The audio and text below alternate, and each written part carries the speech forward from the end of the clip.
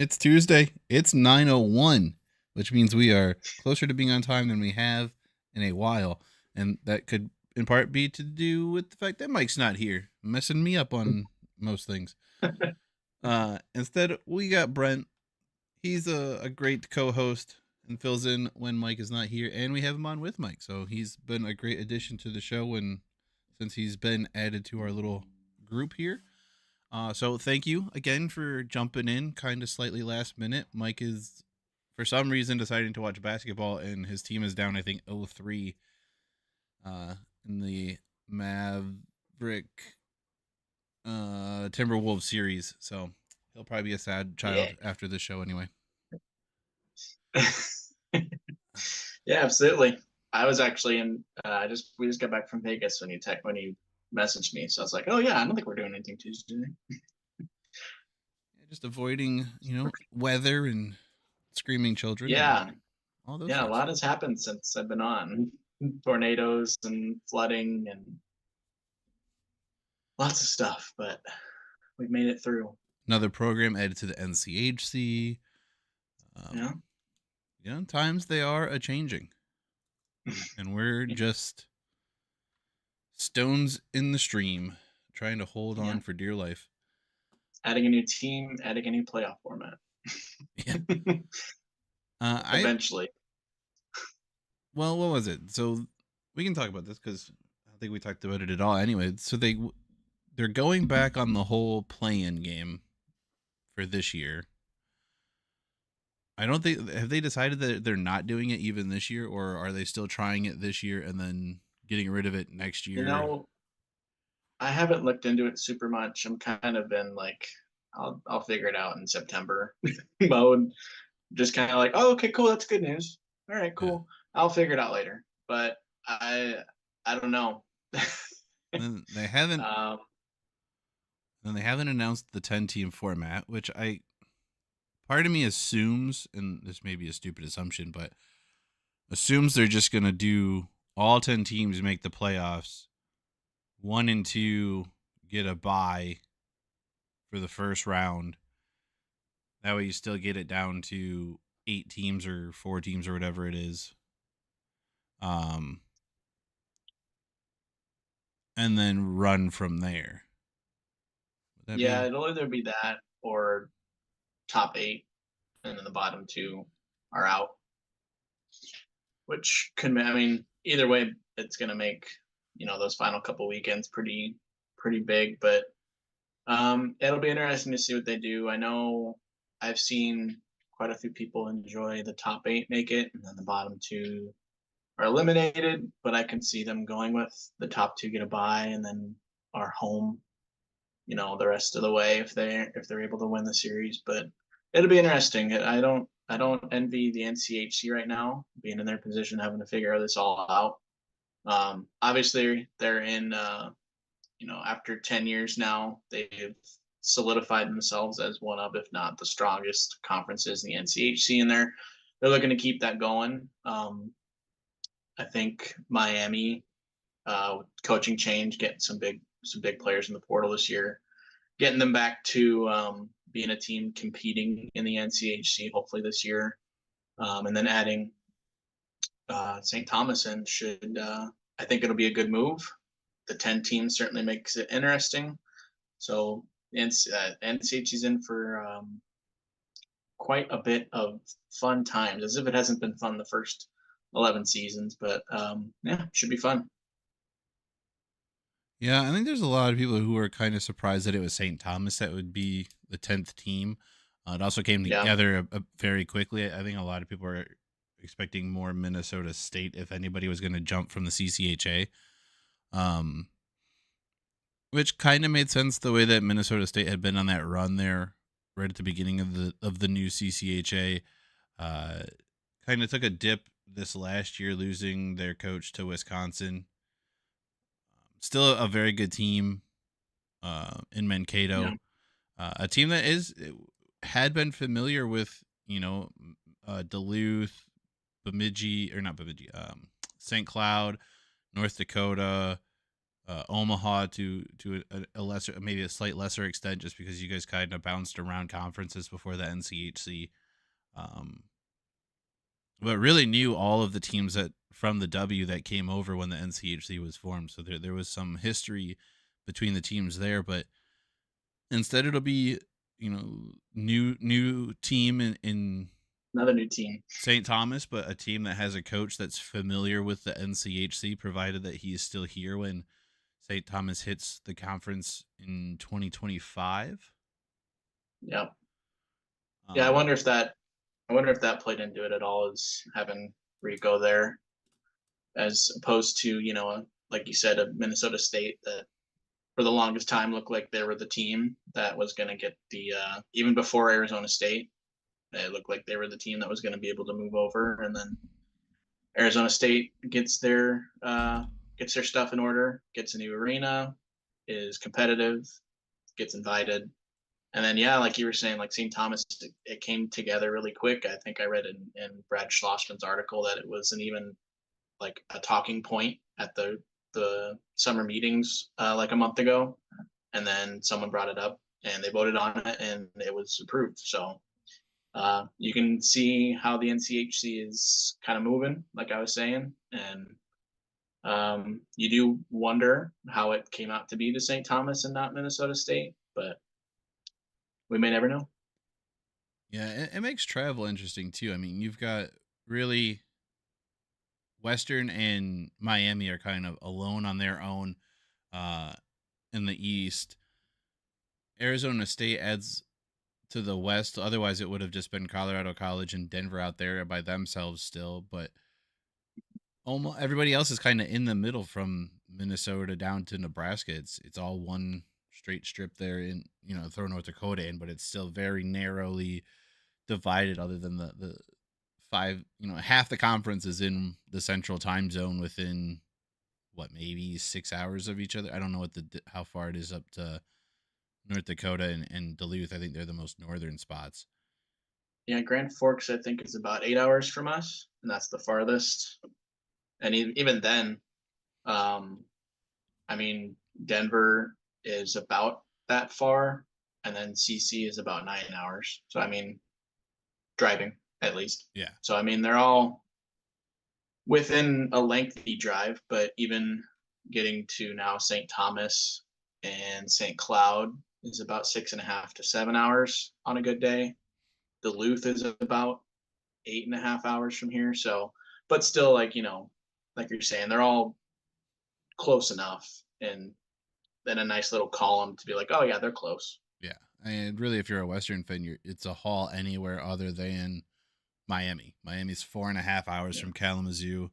Um, Omaha and St. Cloud are about the same, 8-9 hours. Duluth is, I think, 10, depending on which way you go, and then it just gets further the farther west you go.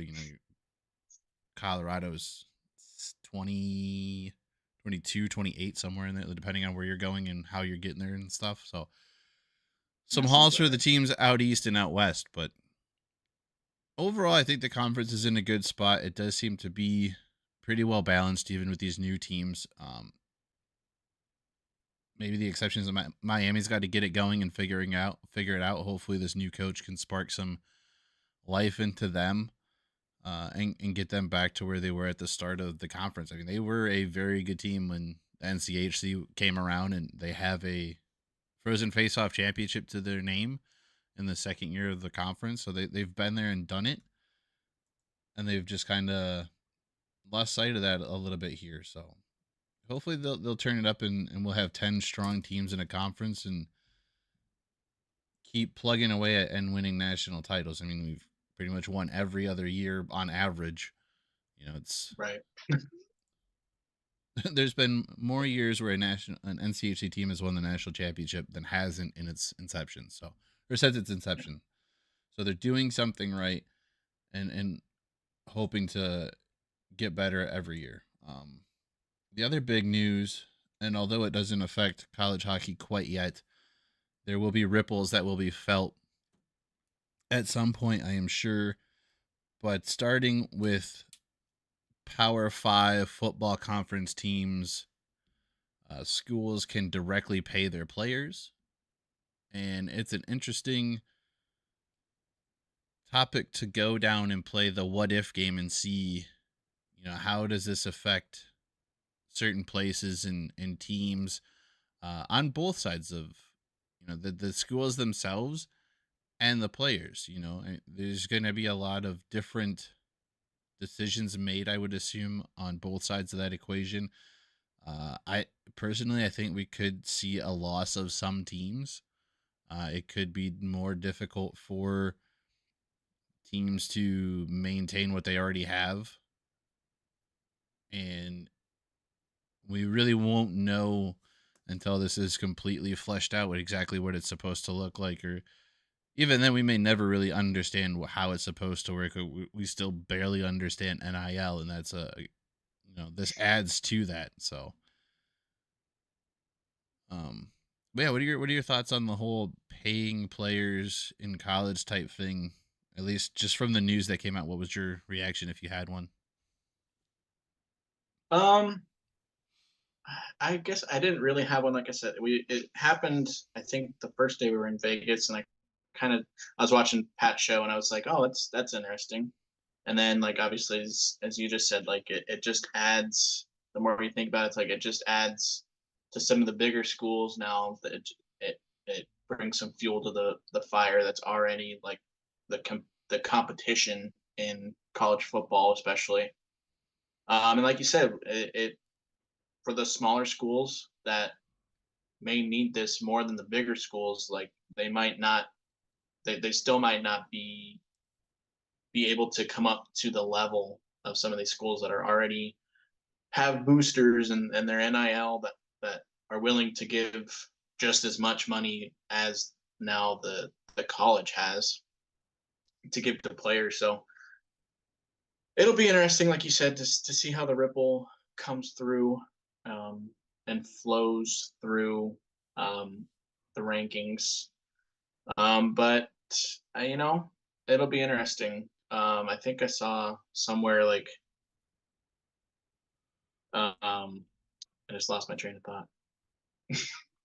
But it'll be interesting to see how it trickles down to other sports to see how that money gets dispersed, who's getting what money, because that's going to be a whole internal competition too on the teams. Like if people are going to find out and say, "Oh, I've got this much NIL money," and this guy's like, "Oh, well, blah blah blah. I've got this much. I got this much from the college or whatever," and they value me more than the NIL or whatever. Like it's just going to be a whole thing.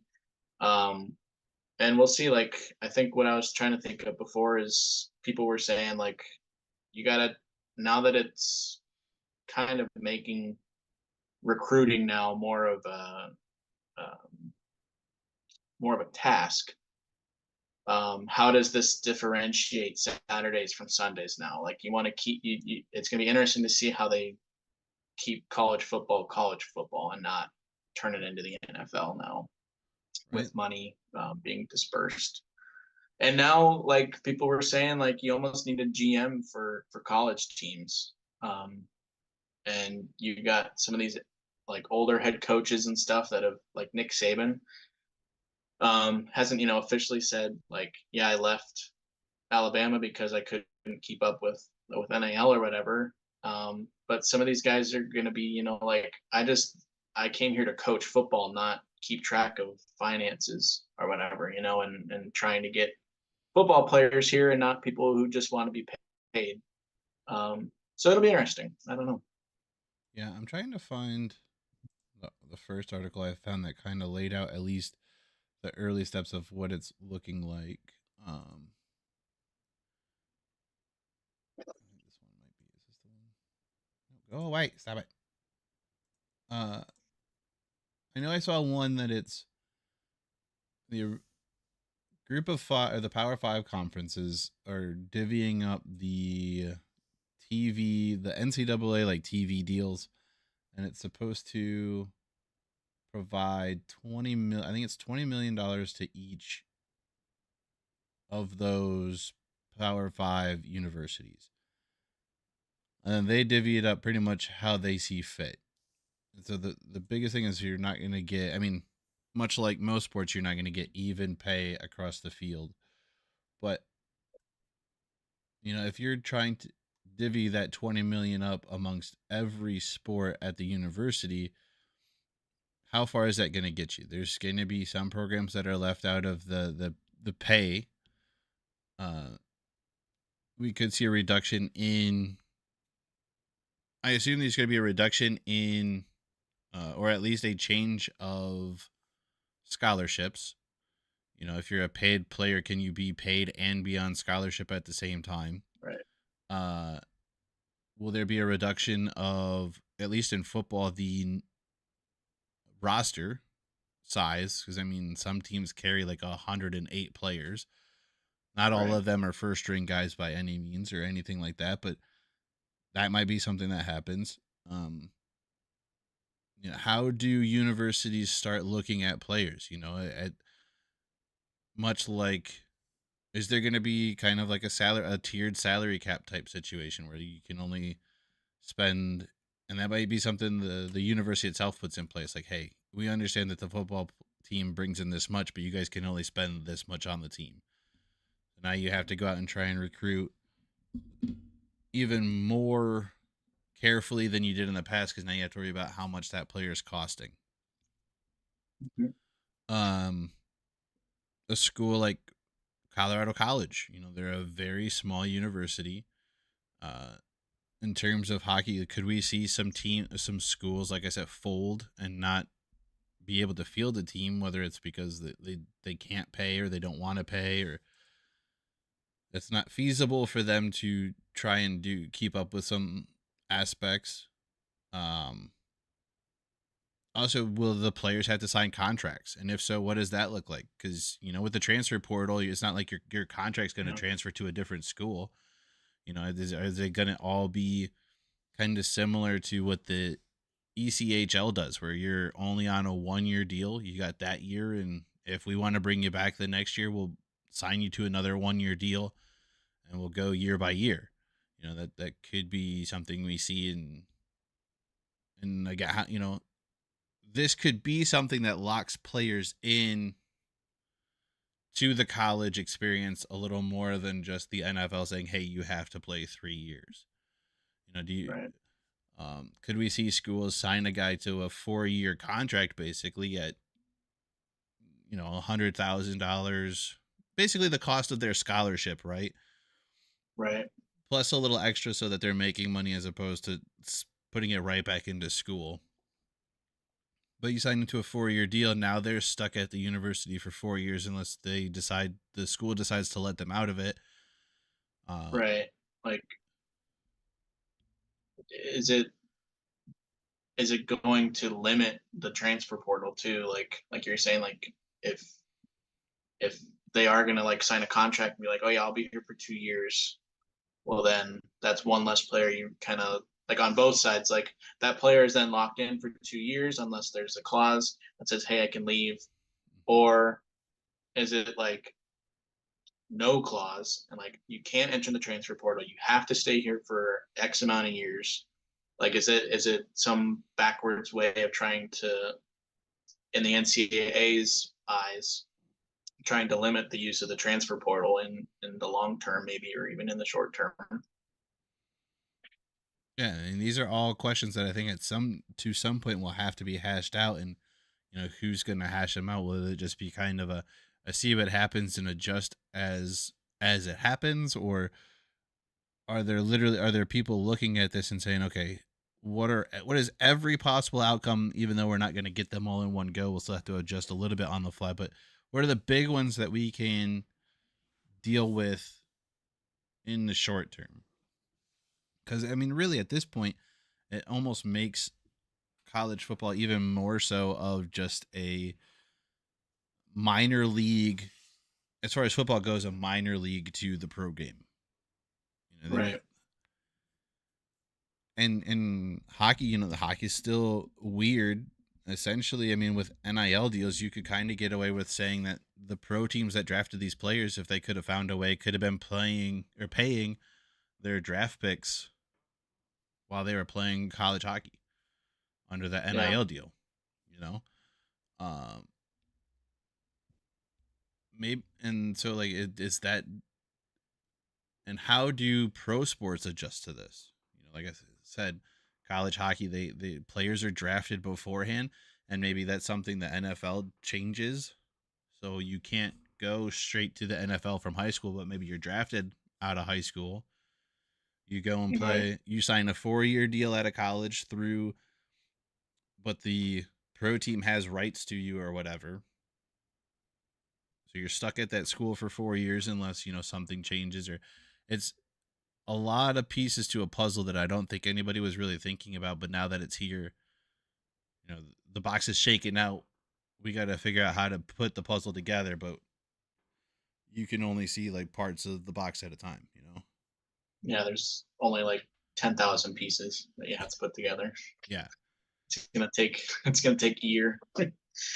We're building a Lego statue, but we're only on bag 2, fellas. So It'll be interesting. I don't. Is it like too? On the other hand, it could add um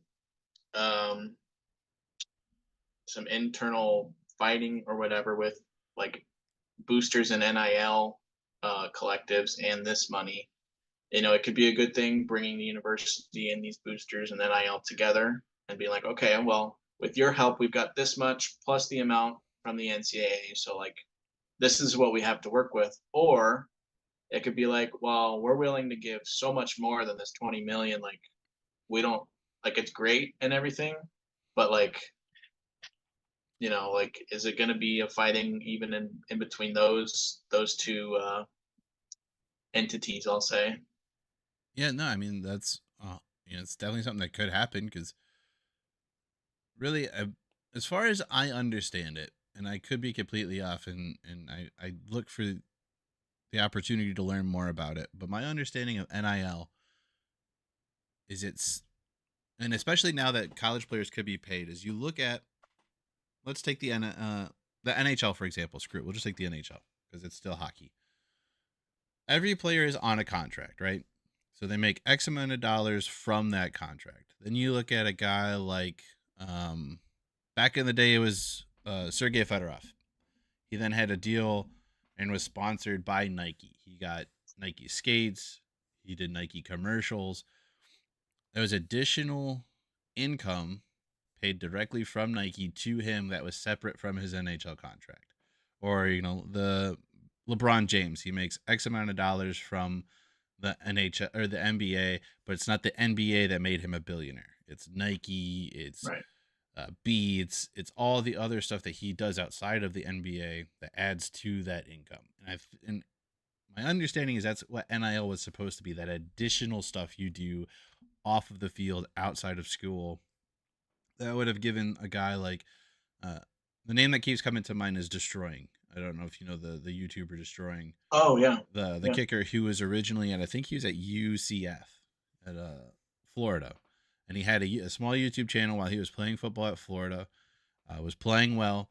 His YouTube channel took off, and the university and the NCAA came in. They were like, "Hey, you can either play football, or you could keep this little YouTube thing you're doing that has nothing to do with you playing football or being a college athlete. You're playing video games in your dorm room on the weekends and streaming them or whatever you're doing. But because you play football and you're a kicker who may see the field 14 times a game, you can either do that or YouTube." And he was like, "All right, well, I'm doing YouTube." And he got kicked out of school because he lost his scholarship from the football team. He, couldn't pay for his classes or whatever. And NIL would have allowed him, under the new NIL rules, he could have played football and kept his YouTube channel, and everything would have been fine. I Right. think he's actually playing in the UFL right now under an Well, he XFL was, team. and then Yeah, it was. Got and then he hurt. injured himself. But But yeah. so that's the difference between the two. So I mean, the money there's definitely could be players who are going to double dip. Essentially, they're going to get paid by the school and they're going to Right. get NIL money, or much like Olympic athletes. For the longest time, they couldn't be paid to participate in their sport, but they could sign endorsement deals and like create new stuff with their name on it, and that was fine to pay for their training or to pay for whatever. So that's, in my opinion, or as in my understanding, that's what NIL was. It was Right. outside of the realm of competition, that you were getting paid as a backside way of making money as an athlete. So that'll probably still stay in effect. Now, will universities be able to take donor money and pay the students with it, or does it only come from the TV rights deals, or the a certain amount of what the teams themselves make? Because here is something that Mike and I learned. I don't know if Mike was on yet, but I was talking to Trevor, and it might have been before the show started, but we were talking about the year that Western went 13-0 in football and lost to Wisconsin in the Cotton Bowl. And the football team, to go to the Cotton Bowl, took all of the money that the hockey team had from on ice sponsorships and used that for the football program to like pay for like certain parts of the gear the players wore to the games, the players' experience at the Cotton Bowl. And so when it came time for like something that the hockey team needed, they were like, "Oh yeah, we spent all that sponsorship money. We spent it on the football team because it's just university money or whatever." So will it be one big pile of money that the university has to use on just the student athletes, or can they expand that and donors can contribute to it? Uh, if teams do better in their athletic department, brings in a ton more than they were expected in revenue, can that add to it? Um, or is it this set amount from the TV deals that the NCAA enters into or the conferences enter into that'll be the money distributed?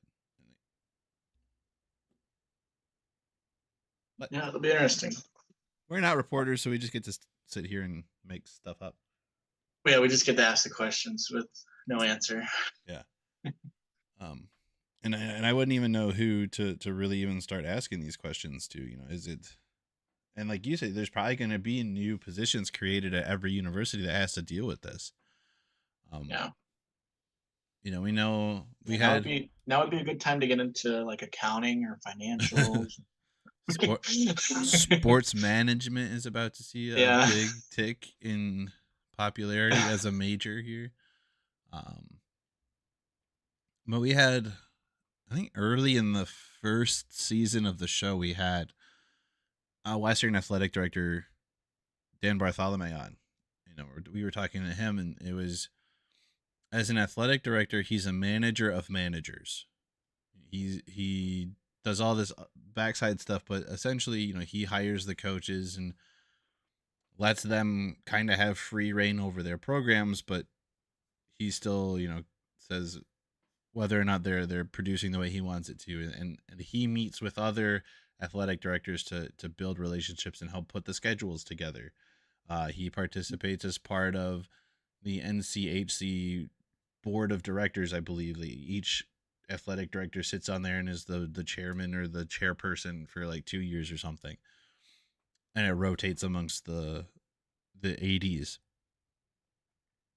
So I mean, there's so much stuff that they already do. Plus, they try to look at, how can we improve the university? How can we improve the experience of the student athletes, and a lot of moving pieces. And now to throw this on top of that is something that will be added to their plate, as well as the coaches. The coaches are already responsible for schedule, recruiting, coaching the players.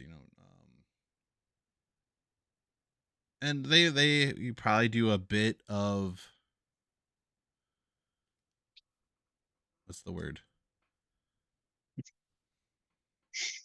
when you pass along some of your responsibilities to somebody else. Delegating. They probably do a fair bit of delegating to other coaches as far as recruiting goes. But again, like, they have the final say on whether or not they're going to offer a player a scholarship or a roster spot or the opportunity to come and play, and then that player has to make the ultimate decision and say yes, he's going to, or no, he's not.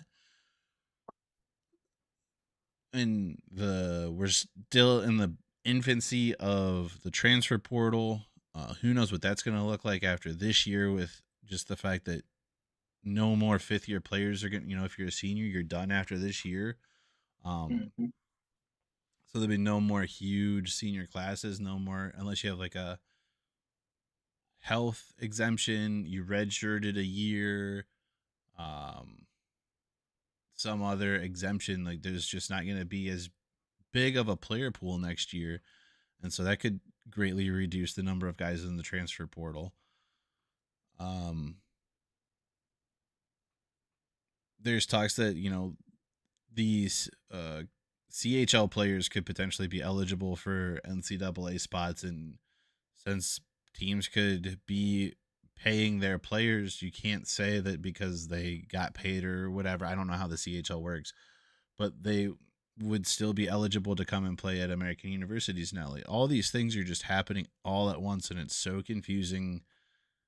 As I would like to say an intelligent fan, but I don't think that's true at all. I'm not that smart. Um, but as someone who pays slightly more attention than the average fan, I would think that's applicable. Um, in the current situation is still like what the hell's going on.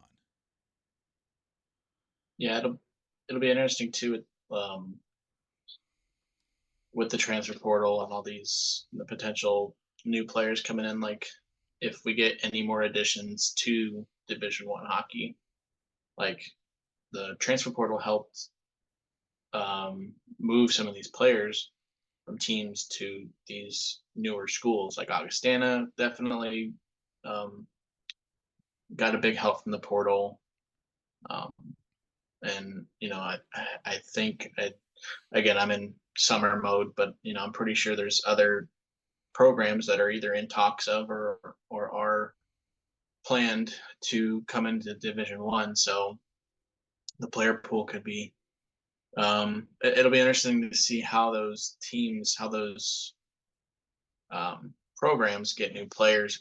Obviously, it's not the first time that new programs have come in with no transfer portal, because obviously it happened for a long time. But Yeah. with just in this new age, it'll be interesting to see how it happens without that option. Uh, da, da, da.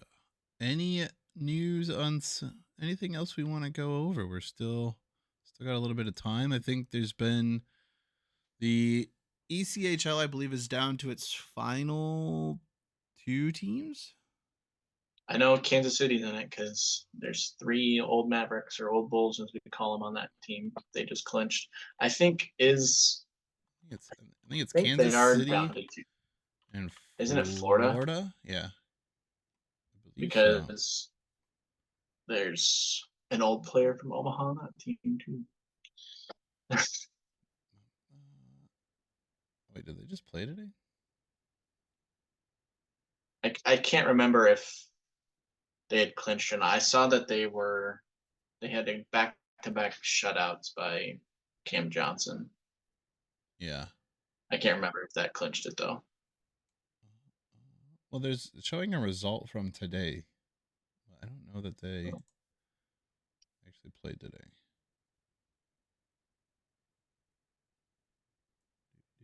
Oh no, it's there. Yeah, we're good. It's Florida, or no? Apparently they have the East is still up for grabs. It could be Florida, it could be Adirondack. Kansas City's in, at least according to the ECHL website. So, and then I think the AHL is close to having its. AHL's down to the final four. Yep, Hershey. I think it's Hershey, Cleveland, Milwaukee, and Coachella Valley. yeah. So both teams from last year's Calder Cup finals are still playing. Western's got a player on either side. They got one at Hershey, Ethan Frank, who's been killing it at Hershey again this year, and then Wade Allison with Milwaukee. Are the two Broncos left in the AHL playoffs? And then I the don't and think we I don't think we have anyone left in the AHL. But you got to think it's Hershey's to lose. I mean, they've they're playing so they good. killed it this year. And Hershey also has former Bulldog Hunter Shepard in net, who Yeah, is a big part of their run last year. yeah. But yeah, Ethan is absolutely lighting it up. I think he's got 5 goals in these playoffs. Last I checked. I have no idea how Wade is doing. I know that they just beat the Grand Rapids Griffins, which is sort of unfortunate, but not really, because there's no Western players on Grand Rapids Griffins. In fact, there's a former pioneer in Carter Mazer on that team, and I believe the older Biome is joining that team or joined that team. I don't know if he's made it to the AHL yet, but I think he's on his way to that team. Let's see. Carter Mazer, yep.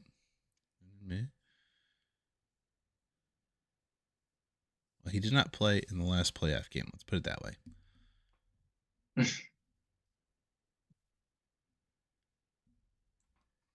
Great. Now I got to see if he actually signed. I'm pretty sure he signed. How do you spell your stupid last name?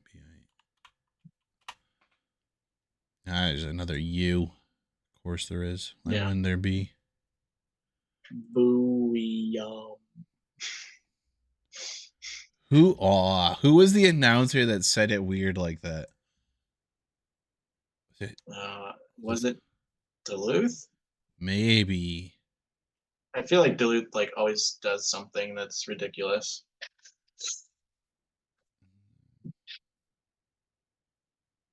He signed an amateur tryout for the end of the season on April 17th. And then signed his 3-year entry-level deal, which I think will start next year.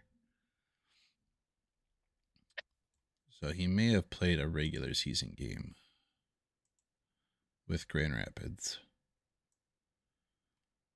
But did not. He played 1 game with Grand Rapids. So. Gotcha. The NHL's been good. I have honestly watched very little hockey since the disappointment of the NCAA tournament round 1 for the NCHC.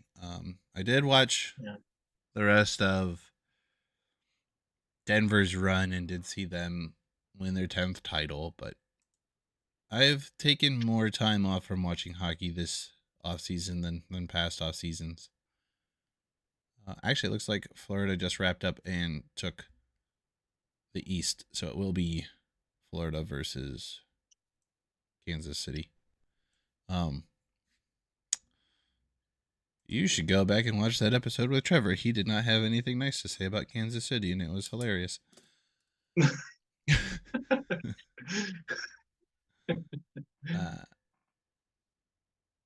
But I don't really have anything else. I don't know if you do or not. I guess the other thing we could talk about, not that, I mean, I don't see it being an imminent threat to anything, but your university system, I guess, is deciding to be weird and do screwy things and try and lump everybody back under one University of Nebraska banner, I guess, for lack of a better term. Yeah, it's a hot topic here. Like, I don't really know much about it. I haven't looked into it because I just don't. I don't get it. I don't understand it. Obviously, because I haven't read into it, but like, it just, there's a reason you split up. There's a reason, like, we're all our own separate entities and have our own identities and stuff. Like, let's just keep it that way. Like, obviously, I don't know.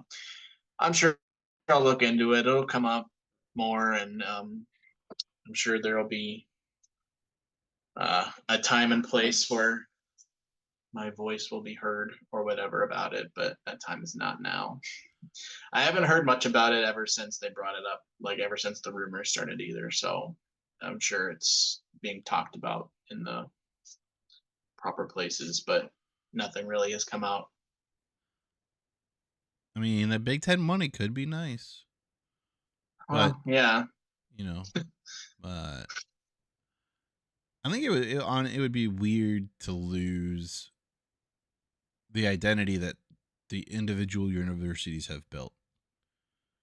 yeah, Especially like, and really the only other place that I could think that would be able to relate would be like if Duluth got swallowed back up by Minnesota and they lost, they combined their hockey, but Nebraska doesn't even have a hockey team.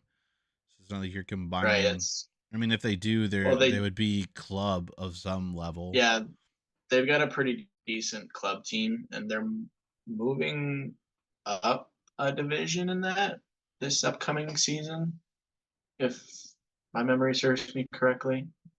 But I think there's some um, agreement between the schools that Nebraska can't or won't move to Division One, because it's our sport. but um, but yeah, I mean, we've got it. It's our sport. Leave it alone.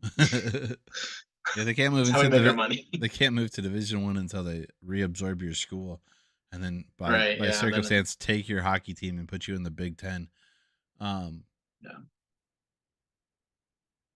But that seems, I don't know. It seems like like you were saying, there's a reason that they're separated. They don't,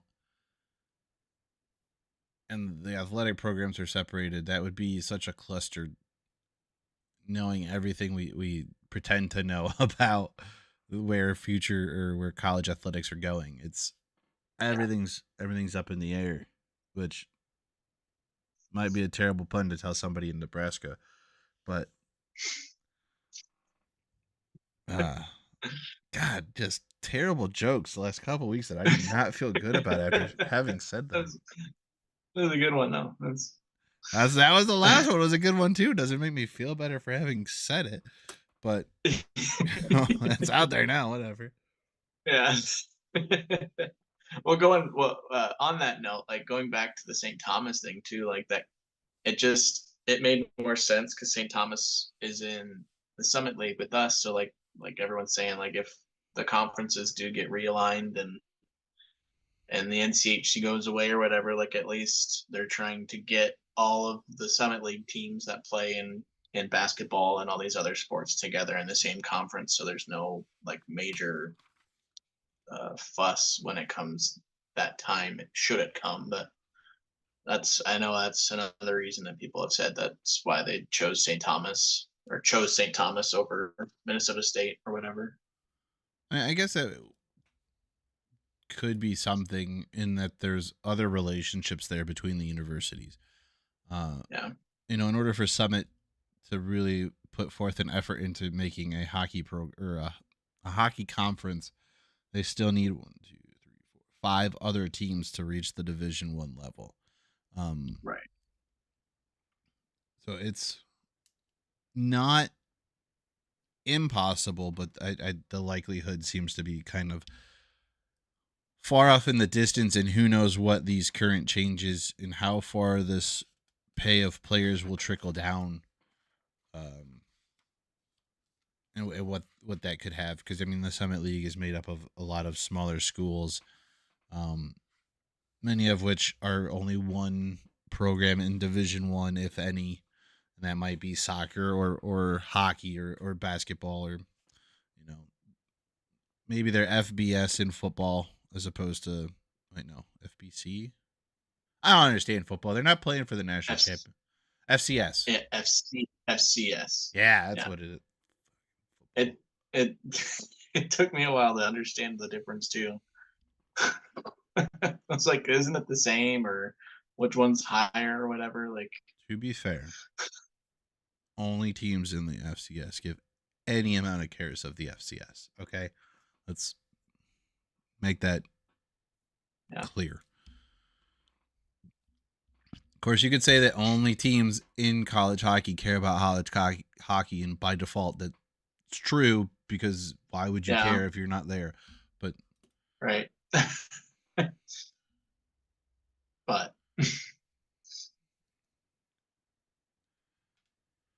I guess we can wrap it up. It's an off season show. It doesn't have to be super duper long. We hit 50ish, 45ish minutes. I don't remember how long the pre roll ran, but got into some of the stuff that is at least circling my mind as I wade through the crap hole that is Twitter anymore, and try and find some semblance of helpful news.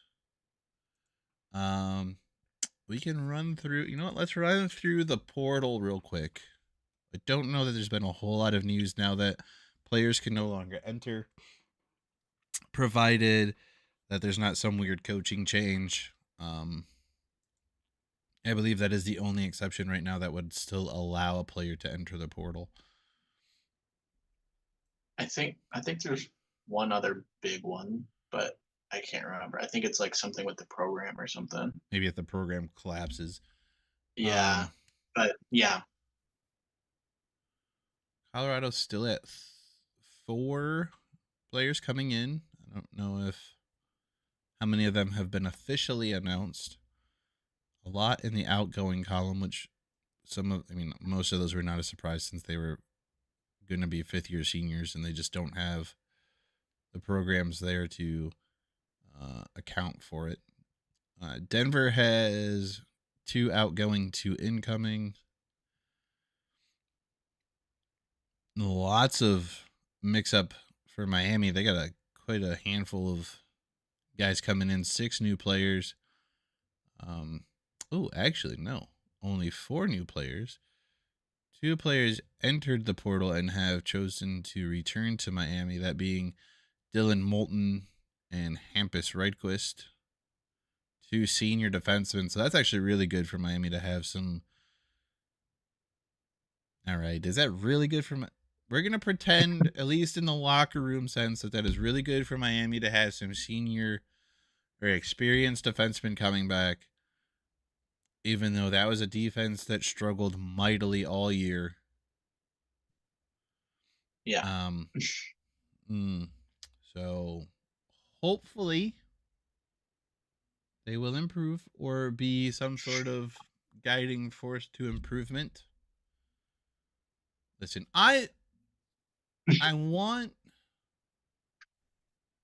to hate Miami because they're good. I don't want to keep bullying them right. because they're awful. Okay?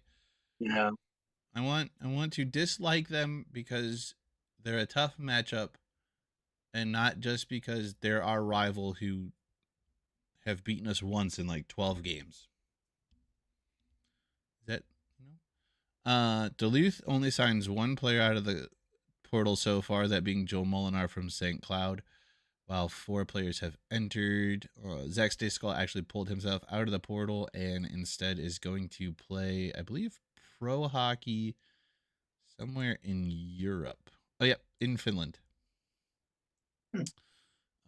He determined after entering the portal that he just didn't feel right playing anywhere else but Minnesota Duluth. So, at least in the college world. good for him. You guys, I don't know that you have signed. Been busy. Anybody new lately has come into the Omaha ranks. You're still at 6 according to this portal tracker thingy mahoozits. Couple of Alaska guys who want to be on the winning side of the fight this year, I suppose. Dude, that Alaska team did some fighting last year. Couple throwdowns with you. A big one with Arizona State at the end of the year. Yeah. And you guys only lost 3 to the portal. I think most of your guys ended up going the pro ranks or just aging out. But 3 sophomores for before you guys entered the portal. Ray Fust going to Clarkson, Michael Abgrail going to Holy Cross, and Joe LeMay going to Northeastern. North Dakota, still pretty quiet in the transfer portal for them. Only 3 guys signed out of it. Caleb McDonald from Alaska, TJ Steppenfilter from Arizona State, and Carter Willicke from RIT. They do lose Michael Emerson and Nate Bennett. St. Cloud State signs 4 out of the portal. A couple of Northern Michigan Wildcats. Caleb Thiessen put his name in the portal, but has decided to return to St. Cloud. So actually 3 new incoming. 1 guy staying, a freshman who played 6 games for the Huskies. They lose 3 in the portal. Western has 6 incoming. What the hell? All right. 4 outgoing.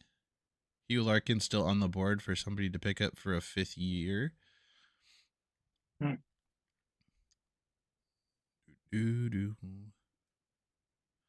This makes the 3rd straight year that a player from Miami has decided to travel up north to play for the better team of that rivalry as of late.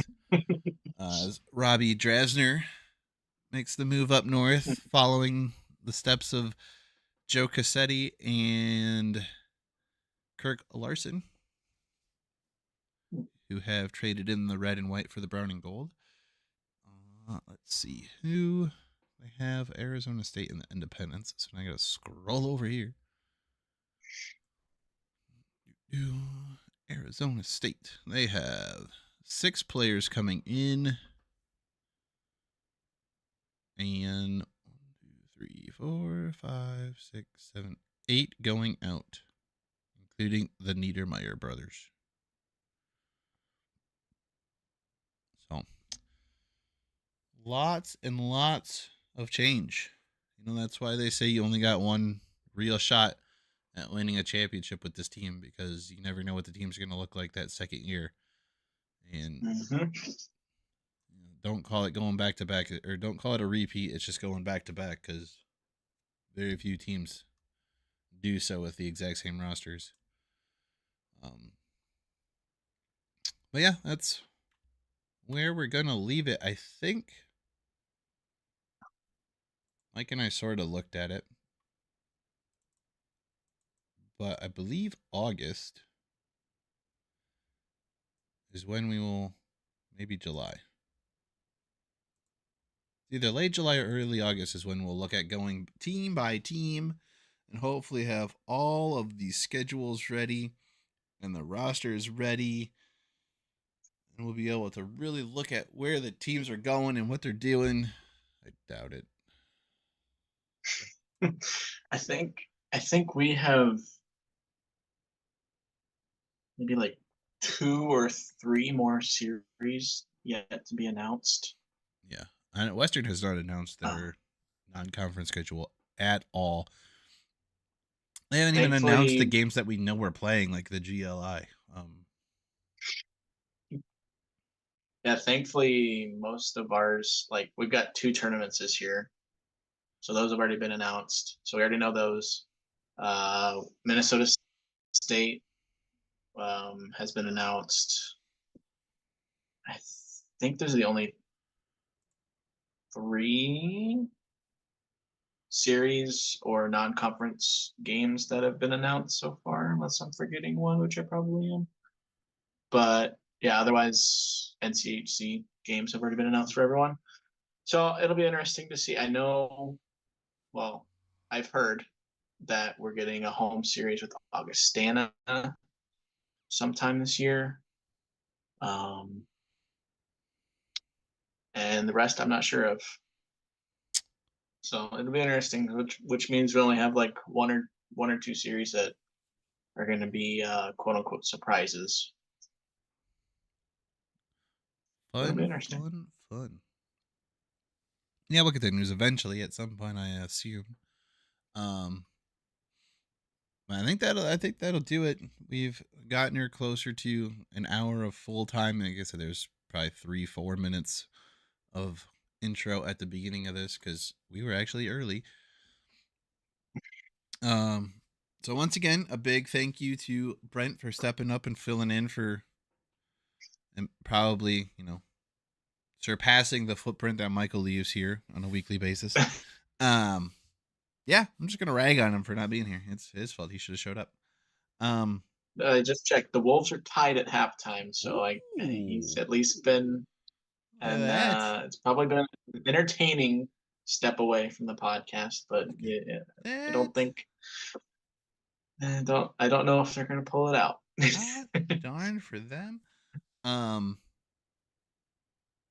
there's some normal YouTube stuff that we go over every show.